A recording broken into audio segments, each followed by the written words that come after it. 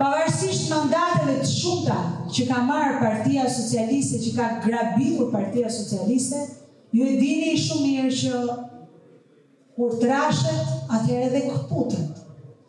Në këtë drejtim ju e dini shumë mirë se në çfarë gjendje është sot Maqedonia.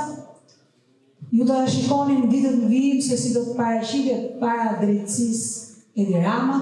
Ju do të shikoni në ditët në vijim se si ngjarjet do të rrjedhin shumë shpejt, por ne nuk mund të jemi pritës të ngjarjeve. Ne duhet të jemi gati për të marrë përgjegjësi që na takon pas këtyre ngjarjeve. Duhet të jemi gati sepse koha nuk është nesër. Koha është tani. Koha është sot.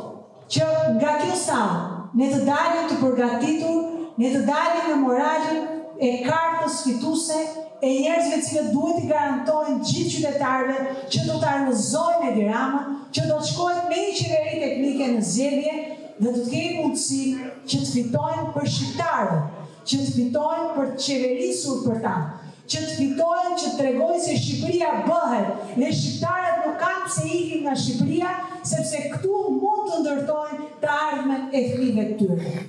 Ndaj desha edhe t'ju ftoj në protestën e 24 janarit.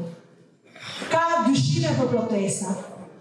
Ka shumë që më thonë duhet proteste e dhunshme. Ka shumë që më thonë duhet proteste e qëndrueshme, të rrimë atje. Ka shumë forma. Asnjë formë nuk përjashtohet. Gjithçka do të jetë në kohën e vet me një qëllim për të arritur atë që duan demokratët. Ne nuk mund të harxojmë energji të demokratëve, të njerëzve që kanë sakrifikuar, pa e ditur që rezultati do të jetë ai që duan.